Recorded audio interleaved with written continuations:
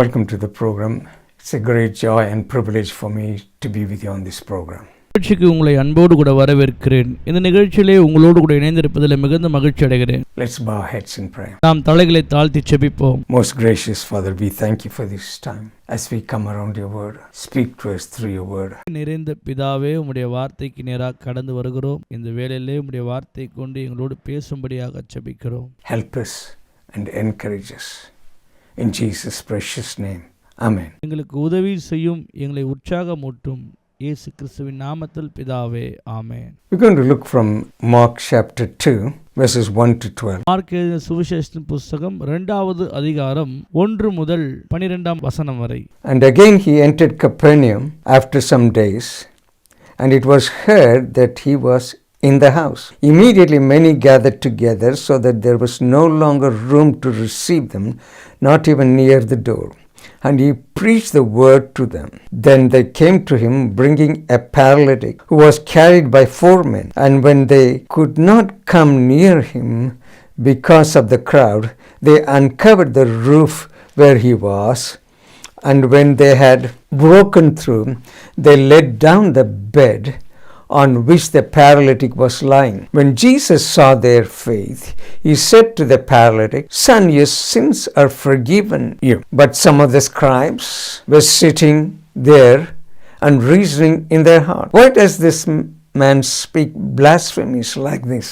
Who can forgive sins but God alone?" And immediately when Jesus perceived in his spirit that they reasoned thus within themselves, he said to them, "Why do you reason about these things in your hearts? Which is easier to say to the paralytic, your sins are forgiven you?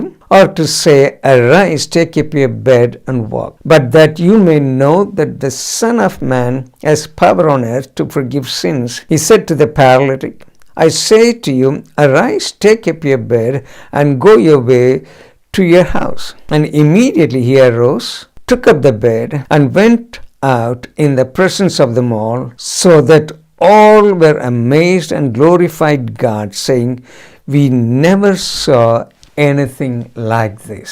Mark எழுதின சுவிசேஷத்தின் புத்தகம் 2ஆம் அதிகாரம் 1ஆம் வசனம். சில நாட்களுக்கு பின்பு அவர் மறுபடியும் கப்பர்நகமுக்கு போனார். அவர் வீட்டில் இருக்கிறார் என்று ஜனங்கள் கேள்விப்பட்டு, 2ஆம் வசனம், உடனே வாசலுக்கு முன்னும் நிற்க இடம் போதாதபடிக்கு அநேகர் கூடி வந்தார்கள். அவர்களுக்கு வசனத்தை போதித்தார். 3ஆம் வசனம், அப்பொழுது 4 பேர் ஒரு திமிர்வாதக்காரனை சுமந்து கொண்டு அவரிடத்தில் வந்தார்கள். 4ஆம் வசனம், ஜனக்கூட்டத்தின் நிமித்தம் அவருக்கு சமீபமாய் சேரக்கூடாமல் அவர் இருந்த வீட்டின் மேற்கூரையை பிரித்து திறப்பாக்கி திமிர்வாதக்காரன் கிடக்கிற படுக்கையை இறக்கினார்கள். 5ஆம் வசனம், இயேசு அவர்கள் விசுவாசத்தைக் கண்டு திமிர்வாதக்காரனை நோக்கி, "மகனே, உன் பாவங்கள் உனக்கு மன்னிக்கப்பட்டது" என்றார். 6ஆம் வசனம், அங்கே உட்கார்ந்திருந்த வேத பாரகரில் சிலர், வசனம், இவன் இப்படி தேவ தூஷணம் சொல்லுகிறது என்ன? தேவன் ஒருவரே அன்றி பாவங்களை மன்னிக்கத்தக்கவர் யார் என்று தங்கள் இருதயங்களில் சிந்தித்துக் கொண்டிருந்தார்கள். வசனம், அவர்கள் தங்களுக்குள்ளே இப்படி சிந்திக்கிறார்கள் என்று இயேசு உடனே தம்முடைய ஆவியில் அறிந்து அவர்களை நோக்கி, நீங்கள் உங்கள் இருதயங்களில் இப்படி சிந்திக்கிறது என்ன? வசனம், உன் பாவங்கள் உனக்கு மன்னிக்கப்பட்டதென்று சொல்வதோ, எழுந்து உன் படுக்கை எடுத்துக்கொண்டு நடவென்று சொல்வதோ எது எளிது? 10ஆம் வசனம், பூமியிலே பாவங்களை மன்னிக்க மனுஷகுமாரனுக்கு அதிகாரம் உண்டென்பதை நீங்கள் அறிய வேண்டும் என்று சொல்லி திமிர்வாதக்காரனை நோக்கி, 10ஆம் வசனம், நீ எழுந்து உன் படுக்கை எடுத்துக்கொண்டு உன் வீட்டுக்கு போ என்று உனக்கு சொல்லுகிறேன் என்றார். 12ஆம் வசனம், உடனே அவன் எழுந்து தன் படுக்கை எடுத்துக்கொண்டு எல்லோருக்கும் முன்பாக போனான். அப்பொழுது எல்லோரும் ஆச்சரியப்பட்டு, நாம் ஒரு காலமும் இப்படி கண்டதில்லை என்று சொல்லி தேவனை மகிமைப்படுத்தினார்கள். You know, the book of Mark begins without the genealogy of the Lord Jesus Christ. சுவிசேஷத்தின் புத்தகம் ஆண்டவராகிய இயேசு கிறிஸ்துவின் வம்ச வரலாறு சொல்லாமல் தொடங்கப்படுகிற ஒரு புத்தகமாய் காணப்படுகிறது. It starts with John the Baptist, and we are introduced quickly to the Lord Jesus and his ministry. ஸ்தானகத்தை குறித்து அறிமுகப்படுத்தி அதனுடனே கூட ஆண்டவராகிய இயேசு கிறிஸ்துவின் ஊழியங்கள் அங்கே ஆரம்பிக்கிறதை பார்க்கிறோம். Lord Jesus announces to the people, the time is fulfilled and the kingdom of God is at hand. repent and believe in the gospel. ஆகிய இயேசு கிறிஸ்து மனம் திரும்புங்கள், தேவனுடைய ராஜ்யம் சமீபமாக இருக்கிறது என்று சொல்லி அங்கே பிரசங்கிக்கிற காரியத்தை நாம் பார்க்கிறோம். We see the Lord Jesus Christ going around the synagogues in Capernaum. கப்பர்நகூமிலே இருக்கிறதான ஜெப ஆலயங்களிலே ஆண்டவராகிய இயேசு கிறிஸ்து பிரசங்கம் பண்ணி கொண்டிருக்கிறதை நாம் பார்க்கிறோம். And preaching and teaching the word of God.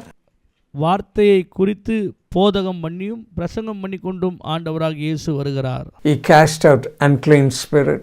He healed Peter's mother-in-law from fever. பிசாசுகளை துரத்துவதும் பேதுருவின் மாமியார் ஜுரத்திலே அகப்பட்டிருக்கிற அவர்களை சுகமாக்குறவராயும் கடந்து வந்து கொண்டிருக்கிறார். Then at the evening we see they brought the whole city came to the door and gathered there.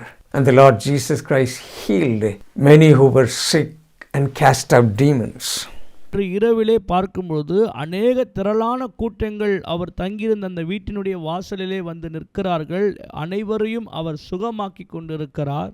The news spread all over the place and the people were looking for him. இயேசு கிறிஸ்து வந்திருக்கிறார் என்கின்ற செய்தி அந்த பகுதி முழுவதும் சென்றபடினாலே அங்கே இருக்கிற அநேகர் ஓடி வருகிறார்கள் இயேசுவின் அண்டையில். And Jesus says to his disciples, I've come to preach also in other towns. So he went and preached in other towns. ஆண்டவராகிய இயேசு கிறிஸ்து சொல்லுகிறார், நான் இன்னும் பல இடங்களிலே போய் பிரசங்கம் பண்ண வேண்டி இருக்கிறது என்று சொல்லி.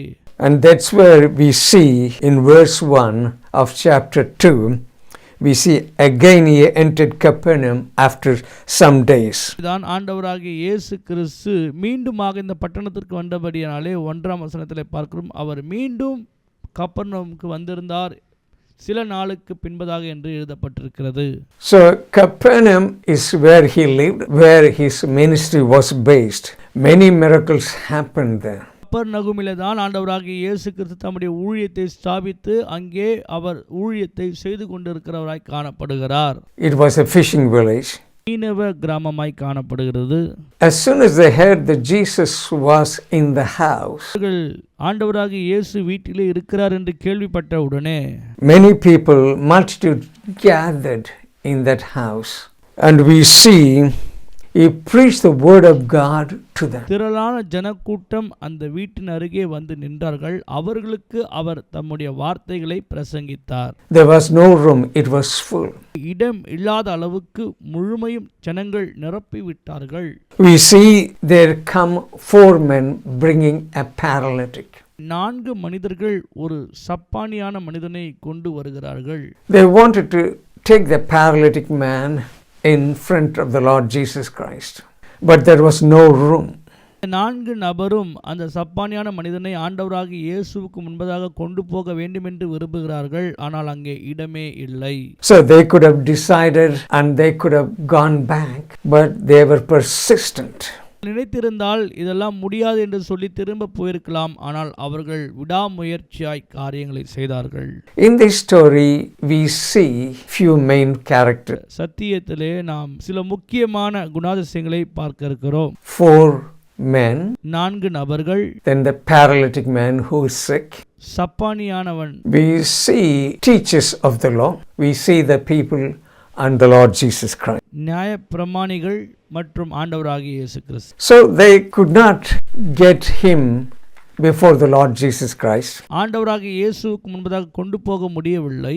You know, probably this man was carried by 4 men, means he was probably a bit heavy.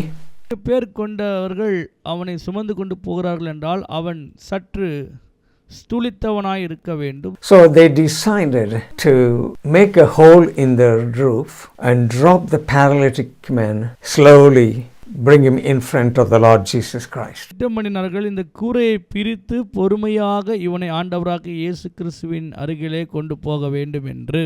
Initially probably they made a hole to see what is the right place.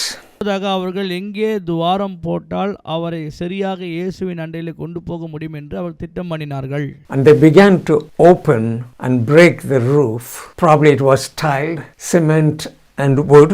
அவர்கள் இயேசு கிறிஸ்துவுக்கு அருகாமையிலே அங்க இருந்ததான அந்த கூரை பிரித்தார்கள். Probably there was a great disturbance as they were trying to uncover. அந்த கூரையை பிரிக்கும் பொழுது மற்ற யாவருக்கும் அது மிகவும் தொல்லையாக இருந்திருக்கலாம். Dust was falling all over the place. But the Lord Jesus Christ was preaching the word to the people. கூரையை பிரிக்கும் பொழுது தூசிகள் அங்கே பறந்திருக்கும். ஆனாலும் ஆண்டவராக இயேசு கிறிஸ்து தொடர்ச்சியாக அவர்களுக்கு தம்முடைய வார்த்தையை பிரசங்கித்துக் கொண்டிருந்தார். But they went to great extent to bring this paralytic man in front of the Lord Jesus Christ. எல்லா தடைகளையும் தாண்டி அவர்கள் நால்வரும் இந்த சப்பானியான மனிதனை ஆண்டவராக இயேசு கிறிஸ்துவின் அருகிலே கொண்டு போகிறார்கள். Finally, they made a hole and they slowly lowered the paralytic man on his bed before the Lord Jesus Christ. கடைசியாக அவர்கள் அந்த கூரையை பிரித்து சப்பானியான மனிதனை ஆண்டவராக இயேசுவின் அருகில் கொண்டு வந்தார்கள். Scripture says in verse 5, when Jesus saw their faith. வசனத்திலே நாம் பார்க்கும்பொழுது ஆண்டவராகிய இயேசு கிறிஸ்து அவர்களுடைய விசுவாசத்தை கண்டார். It doesn't say Jesus saw the dust and the disturbance. இப்படியாக வசனம் சொல்லவில்லை. இயேசு கிறிஸ்து அங்கே பறந்திருந்த தூசியை பார்த்தார், அந்த சத்தத்தை கேட்டார் என்றெல்லாம் இல்லை. See, Jesus saw the mess they made. இயேசு கிறிஸ்து அந்த துவாரத்தை அவர்கள் உண்டாக்கினார்கள், அதை அவர் பார்த்தார் என்றும் இல்லை. Jesus was not bothered about the mess. நடந்த அந்த தொல்லைகளை குறித்து இயேசு ஒருபோதும் கவலைக்கிடமாய் இல்லை. But it says Jesus saw their faith. வசனம் சொல்லுகிறது இயேசு அவர்களுடைய விசுவாசத்தை பார்த்தார் என்று. Faith is invisible. விசுவாசம் என்பது காணக்கூடாத ஒன்று.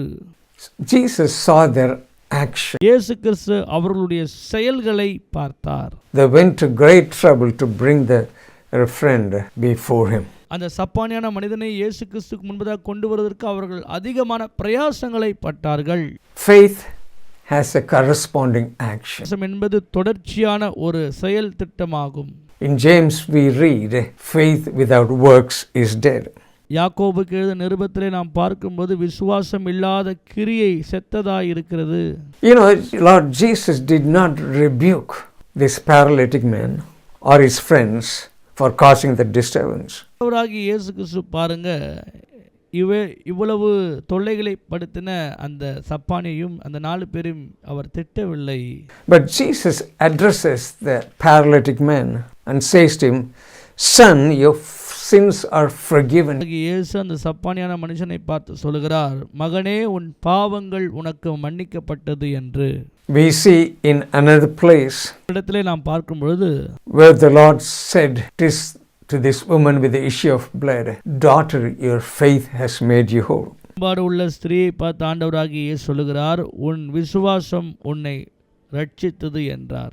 What he was saying here, that he has permanently dismissed his sins. அவனுடைய வாழ்க்கையில் இருந்ததான பாவங்கள் எல்லாவற்றையும் நித்தியமாக அவர் நீக்கிவிட்டார். He was completely released from his sins. அவனுடைய பாவத்திலிருந்து அவன் விடுதலையாக்கப்பட்டவனாய் காணப்பட்டான். The religious leaders were there. குருமார்கள் அங்கே இருக்கிறார்கள். Probably they knew about the Lord Jesus Christ. அவர்களுக்கு ஆண்டவராகிய இயேசு கிறிஸ்துவை குறித்து நன்றாக தெரியும். His popularity. So they thought they'll come and listen and probably to find fault. அவர் எங்கேயெல்லாம் போகிறாரோ அங்கேயெல்லாம் வந்து அவர்கள் பண்ணுகிற பிரசங்கத்தை கேட்டு அதிலே குற்றங்களை கண்டுபிடிக்கிறவர்களாய் இவர்கள் காணப்படுகிறார்கள்.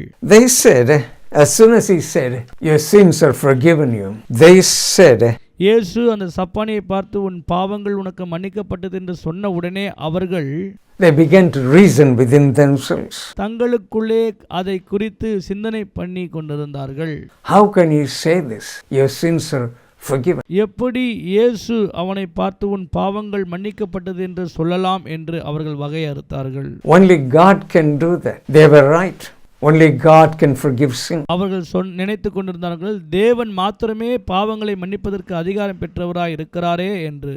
That's why they said, why does he blaspheme like this? ஆகவேதான் அவர்கள் சொன்னார்கள், ஏன் இவர் இப்படிப்பட்ட தேவ தூஷணம் செய்கிறார் என்று. But Jesus perceived in his spirit that they were reasoning within themselves. அவர்கள் நினைக்கிற காரியத்தை ஆண்டவராகிய இயேசு தம்முடைய ஆவியிலே அறிந்து அவர்களுக்கு Jesus said to them, why do you reason about these things in your heart? உங்கள் இருதயங்களிலே இப்படிப்பட்ட காரியங்களை நீங்கள் சிந்திக்கிறது என்ன என்று ஆண்டவர் அவர்களை பார்த்து கேட்டார். He said, which is easier? Is it easier to forgive sins? எது எளிது, பாவங்களை மன்னிப்பதா, Or is it easier to say, arise, take your bed and go to your house? அல்லது உன் படுக்கையை எடுத்துக்கொண்டு நட என்று சொல்லுவதா? Both was easier to the Lord Jesus Christ. இரண்டுமே ஆண்டவராகிய இயேசுவுக்கு எளிதுதான். The question is, why did the Lord Jesus Christ say, your sins are forgiven? கேள்வி என்னவென்றால், ஏன் ஆண்டவராகிய இயேசு கிறிஸ்து அந்த சப்பானியை பார்த்து உன் பாவங்கள் உனக்கு மன்னிக்கப்பட்டது என்றார்? There is no mention in this story that his sickness was due to sin. இந்த அதிகாரத்திலே இவன் பாவத்து நிமித்தமாக தான் இந்த வியாதி வந்தது என்று சொல்லி அங்கே குறிப்பிடப்படவில்லை. It is wrong to equate someone's illness to their sin. பெரும்பாலும் அது தவறாய் இருக்கிறது, இந்த வியாதி இவனுக்கு பாவத்தின் நிமித்தமாக தான் வந்திருக்குது என்று சொல்வது. The reason Jesus said that is because that was his real need. இயேசு ஏன் அப்படி சொன்னார் என்றால், அதுதான் அவனுடைய முக்கிய தேவையாக காணப்பட்டது. Everyone, every human being needs their sins forgiven. ஒவ்வொரு மனிதனுடைய தேவையும் என்னவென்றால் அவர்கள் பாவங்கள் மன்னிக்கப்பட வேண்டும். This doesn't mean the Lord Jesus Christ was not interested in his physical condition. அப்படி என்றால் அவனுடைய சரீரத்தில் இருக்கிற பலவீனத்தை குறித்து ஆண்டவர் கவலையாய் இல்லை என்று அல்ல. Primary need is the forgiveness of sin. பாவங்கள் மன்னிக்கப்பட வேண்டியதுதான் முக்கிய தேவையாய் காணப்படுகிறது பிரியமானவர்களே. That's why the Lord Jesus Christ came into this world to restore our relationship with Father God. அதற்காக தான் ஆண்டவராகிய இயேசு கிறிஸ்து இந்த பூமிக்கு இறங்கி வந்தார், பிதாவோடு இருக்கிறதான ஐக்கியத்தை புதுப்பிக்கும்படியாக. Heaven is full of people who have all their sins forgiven because they believed on the Lord Jesus Christ. பரலோகத்தில் முழுவதும் பாவங்கள் மன்னிக்கப்பட்ட பரிசுத்தவான்களால் நிரப்பப்பட்டிருக்கிறது. Hell is full of people who have their sins never forgiven because they did not believe in the Lord Jesus Christ. அதே போல நரகத்திலும் யாவருடைய பாவங்களும் மன்னிக்கப்படாமல் அவர்கள் ஆண்டவராகிய இயேசுவை தங்கள் வாழ்க்கையில் விசுவாசிக்காதவர்களாய் காணப்பட்டபடினால். So the religious people is opposing the Lord Jesus Christ. ஆகவே தான் இந்த மத குருமார்கள் ஆண்டவராகிய இயேசுவுக்கு எதிர்த்து நிற்கிறார்கள். But they are right in a way. Only God can forgive sin. அவர்கள் நினைத்ததும் சரிதான், ஆண்டவர் மாத்திரமே பாவங்களை மன்னிக்க முடியும். But verse 10 we see Lord Jesus Christ saying, but that you may know that the Son of Man has power on earth to forgive. What is another word? He's saying that I am the Messiah. இன்னொரு வகையில் அவர் என்ன சொல்லுகிறார் என்றால், நானே மேசியா என்று. Here paralytic man is tense. 4 of his friends up in the roof, they are tense. பானியாய் இருக்கிற அந்த மனிதன் இருக்கிறார், அவருக்கு உதவி செய்த 4 நபர்கள் மேலே இருக்கிறார்கள். The owner of the house is tense, he's got to put right the hole. அந்த வீட்டினுடைய முதலாளி அங்கே நின்று மேலே பார்த்து கொண்டிருக்கிறார். And also these religious leaders. மத குருமார்களும் இங்கே நிற்கிறார்கள். His friends dropped him in front of the Lord Jesus Christ. அந்த 4 நபர்களும் அந்த சப்பானியான மனிதனை ஆண்டவராகிய இயேசு கிறிஸ்துவின் அருகிலே நிறுத்தினார்கள். To see a visible change in the paralytic man. அந்த சப்பானியானுடைய மனிதனுடைய வாழ்க்கையில் ஒரு மாற்றத்தை ஏற்படுத்தும்படியாக. When Jesus said your sins are forgiven, nobody could see the change. ஆண்டவராகிய இயேசு சொன்னார், உன் பாவங்கள் உனக்கு மன்னிக்கப்பட்டது என்று சொல்லும்போது எந்த ஒரு மாற்றத்தையும் அவன் வாழ்க்கையிலே பார்க்க முடியவில்லை யாராலும். Jesus went on to say, arise, take up your bed and go your way to your home. நீ எழுந்து உன் படுக்கை எடுத்துக்கொண்டு உன் வீட்டுக்கு புறப்பட்டு போ என்று இயேசு சொன்னார். Lord Jesus had authority over sickness. அவனுடைய வியாதியின் மேலே அவர் ஒரு நினைவாய் இருந்தார். What happened as soon as he spoke? இயேசு கிறிஸ்து சொன்ன உடனே என்ன நடந்தது என்று பாருங்கள். And immediately he arose, took up the bed and went out in the presence of them all, so that they were all amazed and glorified God, saying, we never saw anything like this. அவன் எழுந்து தன் படுக்கையை எடுத்துக்கொண்டு எல்லாருடைய கண்களுக்கு முன்பதாக எழுந்து புறப்பட்டு போகும்போது அங்கே இருந்த எல்லோரும் அதை பார்த்து ஆச்சரியப்பட்டு எங்கள் வாழ்நாளில் ஒருபோதும் இப்பேற்பட்ட அற்புதத்தை பார்த்ததில்லை என்று சொல்லி தேவனை அங்கே மகிமைப்படுத்தினார்கள். It was an amazing, outstanding miracle. பிரமிக்கத்தக்க ஒரு அற்புதமாய் காணப்படுகிறது. And everybody glorified. அங்கிருந்து யாவரும் ஆண்டவரை மகிமைப்படுத்தினார்கள். This miracle happened because Jesus saw the faith of these 4 men. அற்புதம் நடந்ததற்கு காரணமாக இருந்தவர்கள் அந்த 4 பேருடைய விசுவாசத்தை கண்டு இயேசு அற்புதத்தை செய்தார். Can the Lord Jesus Christ see your faith? ஆண்டவராகிய இயேசு கிறிஸ்து உங்களுடைய விசுவாசத்தை பார்க்க முடியுமா? Do you want God to move in your life? உங்களுடைய வாழ்க்கையில் இப்படிப்பட்ட செய்கையை செய்ய வேண்டும் என்று விரும்புகிறீர்களா? Do you want a divine intervention in your situation? உங்களுடைய சூழ்நிலையில் இப்பேற்பட்ட தேவனுடைய தலையிட்டு நடக்க வேண்டும் என்று விரும்புகிறீர்களா? When you look at this man, இந்த நபரை நாம் பார்க்கும் பொழுது he first got his sins forgiven. முதலாவது அவனுடைய பாவங்கள் அவனுக்கு மன்னிக்கப்பட்டது. Then he got the physical healing. இரண்டாவதாக அவன் சரீரத்திலும் சுகம் கிடைத்தது. Maybe you say that you do not know the Lord Jesus Christ. You want to invite him in your life. ஒருவேளை நீங்கள் சொல்லலாம், எனக்கு ஆண்டவராகிய இயேசுவை தெரியாது, ஆனால் நீங்கள் அவரை உங்கள் வாழ்க்கையிலே வரவேற்கலாம். I want to give you an opportunity. நான் உங்களுக்கு ஒரு வாய்ப்பை கொடுக்க விரும்புகிறேன். Please repeat this prayer after me. நான் சொல்லுகிற இந்த ஜெபத்தை நீங்கள் பின்பதாக சொல்லுங்கள். Loving Heavenly Father, பின் பரலோக பிதாவே, thank you for sending your son Jesus. குமாரனை இந்த உலகத்திற்கு அனுப்பியதற்காக உமக்கு ஸ்தோத்திரம். Lord Jesus Christ, thank you for dying for me on the cross of Calvary. And you rose again on the third. ஆண்டவராகிய இயேசுவை எனக்காக கல்வாரி சிலுவிலே மரித்ததற்காக நன்றி. 3ஆம் நாளில் எனக்காக உயிரோடு எழுந்ததற்காக உமக்கு ஸ்தோத்திரம். Lord, forgive me all my sins. Cleanse me from all unrighteousness. இயேசுவே, என்னுடைய எல்லா பாவங்களையும் எல்லா அக்கிரமங்களையும் எல்லா மீறுதலையும் எனக்கு ஒரு விசையாய் கழுவி பரிசுத்தப்படுத்தும். I receive you as Lord and Savior. Come into my life. In Jesus' name, amen. உம்மை என்னுடைய ஆண்டவரும் இரட்சகருமாய் நான் என்னுடைய வாழ்க்கையிலே ஏற்றுக்கொள்கிறேன். இயேசுவின் நாமத்தில் பிதாவே, ஆமென். If you prayed this prayer, you have received the Lord Jesus Christ into your life. நீங்கள் இந்த ஜெபத்தை செய்தீர்கள் என்றால் நீங்கள் உங்கள் வாழ்க்கையில் ஆண்டவராகிய இயேசு கிறிஸ்துவை சொந்த இரட்சகராக ஏற்றுக்கொண்டீர்கள். But here we see this healing was in 2 portions. First, his sins were forgiven. Next, he received his healing. முதலாவது இந்த சப்பானுடைய வாழ்க்கையிலே பார்த்தோம். முதலாவது அவனுடைய பாவங்கள் மன்னிக்கப்பட்டது, பின்பதாக அவனுக்கு சுகம் உண்டானது. அப்படியாக நம்முடைய வாழ்க்கையிலும் பாவங்கள் மன்னிக்கப்பட்ட பின்பதாக நமக்கு சுகத்தை தேவன் தர விரும்புகிறார். Maybe you want divine intervention ஒருவேளை உங்களுக்கு தெய்வீக ஆண்டுடைய தொடுதல் வேண்டும் என்று நீங்கள் விரும்பலாம். in your life, உங்கள் வாழ்க்கையில், in your family. உங்களுடைய குடும்பத்தில், Maybe you need divine intervention in your marriage, உங்களுடைய திருமணத்திலே ஒரு தெய்வீக தொடுதல் வேண்டும் என்று நீங்கள் விரும்பலாம். in your finances, in your job situation, or maybe you need a physical healing. உங்களுடைய சரீரத்திலே சுகம், உங்களுடைய பொருளாதாரம், உங்களுடைய வேலையிலே தேவனுடைய இடைப்பாடு வேண்டும் என்று நீங்கள் விரும்பலாம். As we pray, I want you to reach out to the Lord Jesus Christ with faith. விசுவாசத்தோடு கூட ஆண்டவரை தொடும்படியாக நான் உங்களுக்காக ஜெபிக்க போகிறேன். I'm going to pray this prayer. இந்த ஜெபத்தை நாம் சேர்ந்து செய்வோம். Lord Jesus Christ knows your situation, whatever you're going through. ஆண்டவராகிய இயேசு கிறிஸ்துவுக்கு உங்கள் வாழ்க்கையின் சூழ்நிலை எல்லாம் நன்றாக தெரியும். Reach out to him right. அவர் அண்டையிலே இப்போது சேருங்கள்.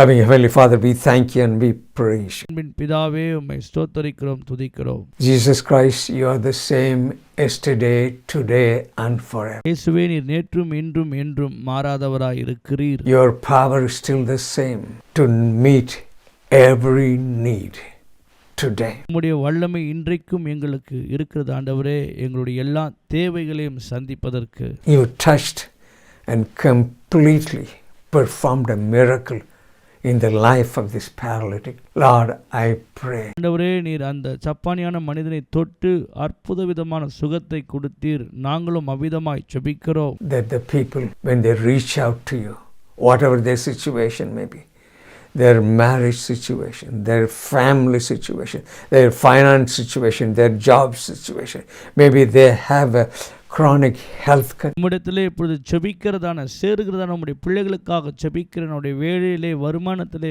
குடும்பத்திலே, திருமண வாழ்க்கையிலே, சரீரத்திலே காணப்படுகிற சுகவீனமான சூழ்நிலை எதுவாக இருந்தாலும் Lord, in the name of Jesus, touch and make them whole. In Jesus' precious name, receive your healing, receive your deliverance in Jesus' precious name. Amen. இயேசு கிறிஸ்துவின் வல்லமையுள்ள நாமத்தினாலே இப்போது உம்முடைய ஜனங்களை தொடும் ஆண்டவரே. அவர்கள் சந்திக்கிற எல்லா பிரச்சனைகள், போராட்டத்தில் விடுதலையாக்கி அவர்கள் தேவைகளை சந்தித்து இயேசு கிறிஸ்துவின் நாமத்தினாலே அற்புத விதமான சுகத்தையும் அற்புதத்தையும் செய்யும்படியாக இயேசுவின் நாமத்தில் ஜெபிக்கிறோம். ஆமென். May God's presence and peace be with you. We'll see you in the next program. தேவனுடைய அளவில்லாத பிரசன்னம் உங்களோடு கூட இருப்பதாக அடுத்த நிகழ்ச்சியிலே உங்களை சந்திக்கிறேன்.